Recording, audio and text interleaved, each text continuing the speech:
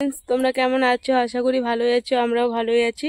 আজকে তোমাদেরকে দুটো রেসিপি শেয়ার করব, তাহলে তোমরা পুরো ব্লগটা দেখতে থাকো, স্কিপ না করে। চলো যাও যাক, দেখো আমি কি রেসিপি রান্না করি। চলো আগে নিয়ে আসি।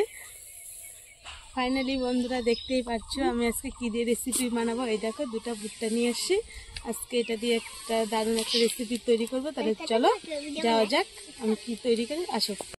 ফাইনালি বন্ধুরা দেখতেই পাচ্ছ যে ভুট্টা নিয়ে নিয়েছিলাম। এই যে ভুট্টাগুলো আমি একদম ধুয়ে দিয়ে রেডি করে নিয়েছি, এবং আমি পাটার মধ্যে এগুলো বেটে নেবো। তারপরে এগুলো দিয়ে কিন্তু আমি বড়া তৈরি করবো। তাহলে দেখতে থাকো। এটা কিন্তু একদম আমার কাছে নতুন, আমাদের এদিকে আশেপাশে কেউ তৈরি করেনি। তাহলে তোমরা দেখো আমি কী করে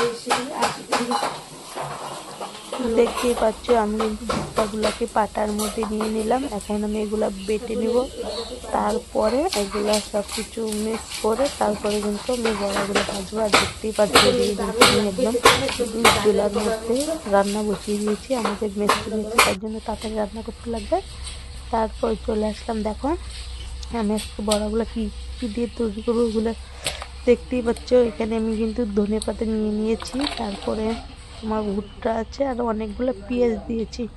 পেঁয়াজ বেশি করে না দিলে বড়াটা টেস্টি হবে না, তার জন্য আমি অনেকগুলো পেঁয়াজ দিলাম, কাঁচা লঙ্কা দিয়ে দিলাম। আর এটা হলো আতপ চালের পিঠালি, এটা দিলে বড়াটা মচমচা হয়, ভালো হয়। আর আমরা বেসন টেসন আমাদের ঘরে নেই, তার জন্য দিলাম না। তারপরে পরিমাণ মতো লবণ দিয়ে দিলাম। তারপরে এখন দিয়ে দিব হলুদ পরিমাণ মতো যেটুকু লাগবে, আর দিয়ে দিব একটু শুকনো লঙ্কার গুঁড়ো। এই কাঁচামরিচগুলো দিয়েছি, এগুলা কিন্তু ঝাল নাই, তার জন্য আমি শুকনো লঙ্কার গুঁড়া মিক্স করলাম।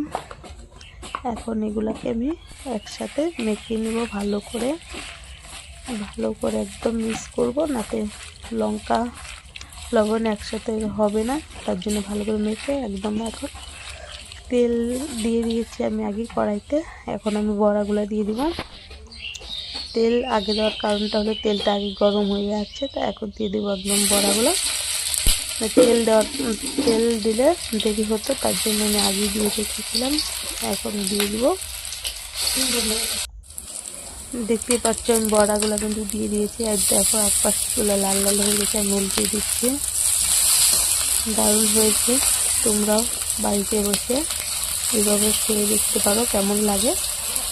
তাহলে তোমরাও টেস্ট করবে বড়াগুলো কেমন হয়। আমি যেভাবে তৈরি করলাম তোমরা এইভাবেও করতে পারো, তোমরা নিজের মতো করতে পারো। তারপরে দেখো আমি বড়াগুলো নামিয়ে নিলাম, দেখতেই পাচ্ছ। আর তোমাদেরকে বলেছিলাম আমি দুটো রেসিপি শেয়ার করব।